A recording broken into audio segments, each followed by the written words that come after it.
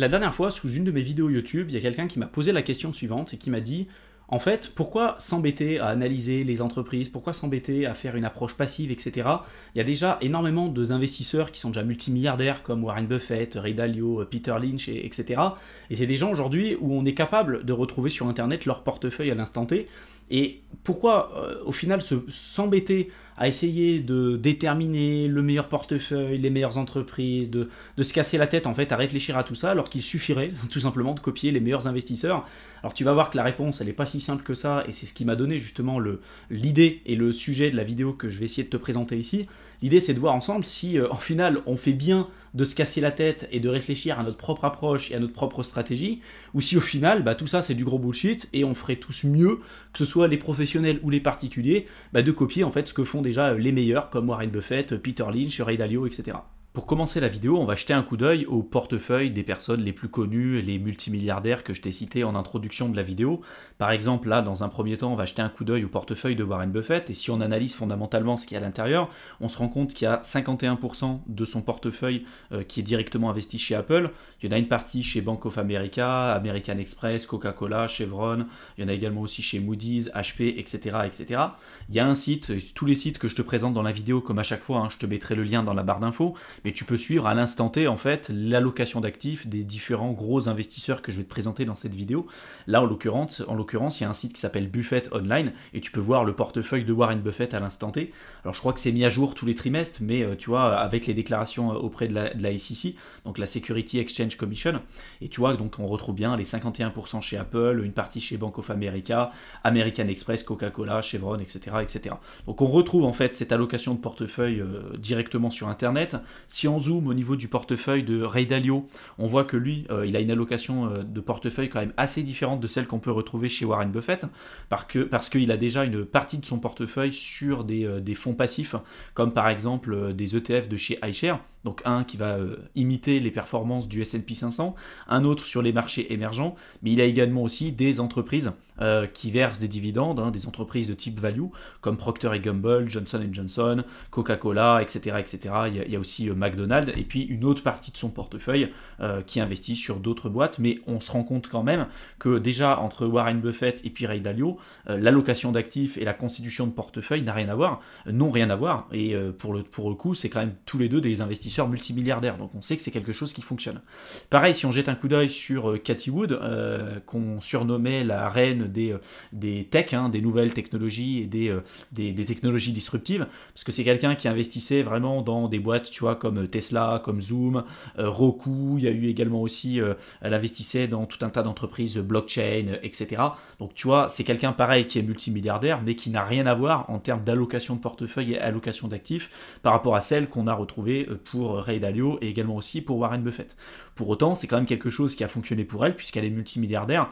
Son fonds ARK a énormément baissé avec la crise sanitaire et quand il y a eu l'explosion de la bulle là, des valeurs technologiques et des valeurs qu'elle avait dans son portefeuille, mais ça reste quand même quelqu'un qui a eu des super performances. Donc voilà, je te donne quand même quelques informations pour après étayer mes propos et que je te puisse te donner à la fin de la vidéo éventuellement ma conclusion sur le sujet.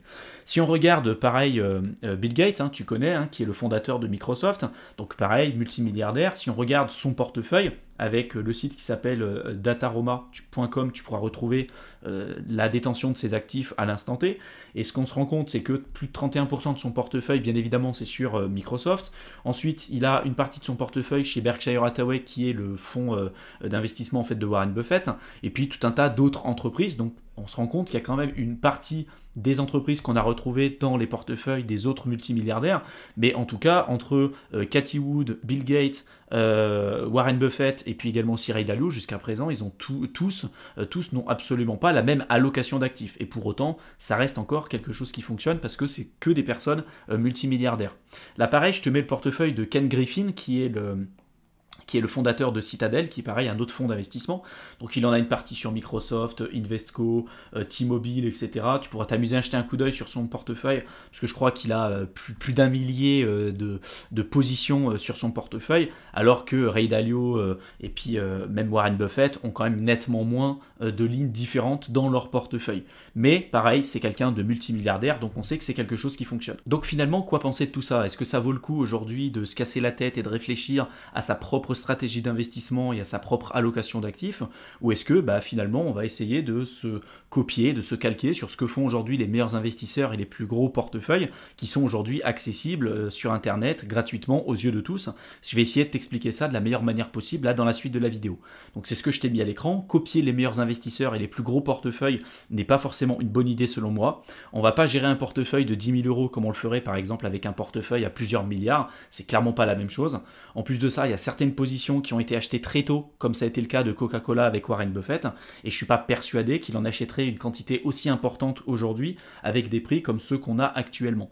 Peut-être qu'il en achèterait, peut-être pas, j'en sais rien. Ça reste aujourd'hui fondamentalement une boîte qui fonctionne très très bien, mais faut faire quand même attention parce que la plupart des investisseurs, quand ils ont pris des positions, ils l'ont pas pris déjà dans les mêmes circonstances. Beaucoup d'entre eux ont même la capacité d'aller influencer les prises de décision qui sont effectuées au sein de différentes entreprises, parce que tu sais que quand tu achètes une boîte en fonction du nombre d'actions que tu vas détenir, tu vas avoir un poids plus ou moins important avec le droit de vote en fait. Quand tu achètes une boîte, tu as plusieurs droits, un droit de vote, et puis également aussi une part plus ou moins importante des bénéfices qui vont être versés sous forme de dividendes. Donc plus tu vas avoir d'actions, plus tu vas avoir un droit de vote qui va être important et plus ça va peser lourd. Et puis pareil de l'autre côté, plus tu vas avoir un nombre d'entreprises, un nombre d'actions important en ta possession, plus tu vas recevoir une part importante et significative d'une partie des bénéfices de l'entreprise qui pourront être versés sous forme de dividendes.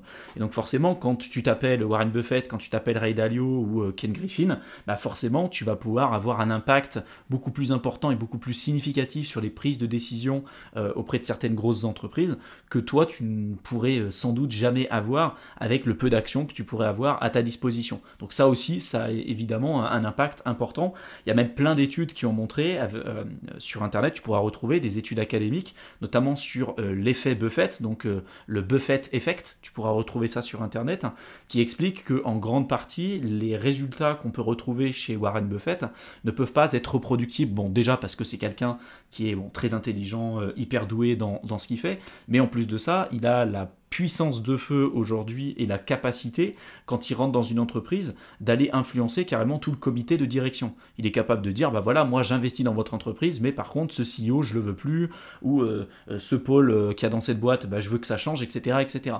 Nous en tant que particuliers, ça reste quand même très compliqué pour pouvoir influencer une entreprise, et surtout des grosses boîtes multinationales comme Coca-Cola ou Apple par exemple. Donc tout ça, ça a eu une influence importante et significative sur les performances qui ont pu être générées par Warren Buffett au cours des années précédentes, et ça en tant que particulier, bien évidemment, c'est quelque chose qui n'est pas forcément reproductible. Pareil, il y a un point important à avoir en tête, c'est que quand tu vas retrouver les portefeuilles des plus gros investisseurs sur internet, il faut faire attention, tu vas pas les avoir tout de suite à l'instant T, ça va pas être mis à jour à la seconde près. En général, comme je te l'ai dit, il y a toujours un décalage entre les changements de portefeuille et la publication officielle, puisqu'à chaque fois ça se fait avec les déclarations chaque trimestre, je crois, auprès de la SEC, donc la Security Exchange Commission. Et c'est ça en fait, c'est ces rapports qu'on peut retrouver librement sur internet et qui sont accessibles à tous. Mais il y a toujours un décalage entre les changements de portefeuille et la publication officielle, et c'est pour ça que des fois quand il y a le portefeuille de Warren Buffett qui apparaît, il y a beaucoup de personnes qui l'analysent et qui le scrutent et qui disent tiens, il a ajouté des entreprises minières dans son portefeuille, ou tiens, il a vendu telle ou telle position, donc est-ce que moi je dois les vendre? Et donc il faut faire attention à ça, parce qu'il l'a peut-être fait dans un timing particulier, et peut-être que si nous on essaye de faire la même chose, déjà on n'a pas les mêmes informations que lui, on n'aura pas le même poids, le même impact, et puis en plus de ça, peut-être que c'est trop tard en fait pour prendre les décisions, peut-être que c'était un trimestre avant qu'il fallait faire justement tout ça. Il faut bien comprendre aussi que des personnes comme Warren Buffett, Ray Dalio, Peter Lynch, Cathie Wood ou tous ceux que je t'ai donnés, ça reste des personnes très particulières, et il faut faire attention à la manière dont on va être amené à se comparer. Et avoir le même portefeuille que Warren Buffett ne te transformera absolument pas en lui. D'ailleurs, il y a des bouquins comme par exemple celui de Benjamin Graham qui s'appelle L'investisseur intelligent, qui je te rappelle est le mentor de Warren Buffett, qui était le mentor de Warren Buffett, qui expliquait en fait toute l'analyse du value investing, donc de sélectionner les meilleures entreprises, en fait tout ce que fait aujourd'hui Benjamin Benjamin Graham, ce qu'a fait Benjamin Graham et ce que fait aujourd'hui Warren Buffett, c'est expliqué globalement dans ce genre de bouquins. D'ailleurs, même Warren Buffett a expliqué à plusieurs reprises dans ses lettres, dans des bouquins qu'il a écrits, concrètement comment il faisait. Est-ce qu'aujourd'hui, on a eu l'occasion de trouver un nouveau Warren Buffett ou quelqu'un qui a pu copier les mêmes performances que lui? Absolument pas. Donc en fait, avoir les mêmes informations que lui, les mêmes connaissances ou ce que tu veux, le même portefeuille ne te transformera pas en Warren Buffett et ne te transformera pas en Peter Lynch ou en Ray Dalio. Donc il faut faire attention aussi à ces informations-là, et c'est un peu le problème qu'on retrouve sur Internet avec beaucoup de personnes qui vont te pousser par exemple à faire du stock picking, etc. alors que la majorité des études académiques montrent que c'est clairement pas comme ça que tu peux obtenir en tant que particulier des résultats importants et significatifs sur le long terme. Enfin, les portefeuilles sont accessibles à tous depuis maintenant des années, et il n'y a toujours aujourd'hui qu'un Warren Buffett et qu'un Ray Dalio, malheureusement ou heureusement en fonction de la manière dont tu vois les choses. Le plus important pour moi, c'est vraiment de comprendre ce que l'on fait, de maîtriser son risque, de maîtriser la manière dont on souhaite allouer notre capital et gérer notre portefeuille, et adapter son approche à ses objectifs personnels. C'est vraiment ça pour moi le nerf de la guerre, et c'est ça qui prend du temps malheureusement. La solution miracle, la solution de facilité n'existe pas, et encore une fois, selon moi, le fait de suivre et de copier bêtement ce que font les meilleurs investisseurs du monde entier, c'est pas ça qui te rendra riche, et c'est pas ça qui te permettra d'atteindre l'indépendance ou la liberté financière. D'ailleurs, l'une des approches qui fonctionne les mieux pour les particuliers, et même pas que, parce que si on analyse fondamentalement les performances des professionnels de la finance et des gestionnaires de fonds, avec de la gestion active, pour la grosse majorité d'entre eux, ils n'arrivent pas à battre le marché qu'ils essayent de surperformer. Ça peut être du S&P 500, ça peut être du MSCI World, peu importe, hein. Mais globalement, la gestion passive avec l'utilisation des trackers et des ETF, c'est vraiment quelque chose qui fonctionne, et c'est vraiment quelque chose qui a fait ses preuves au fur et à mesure des années.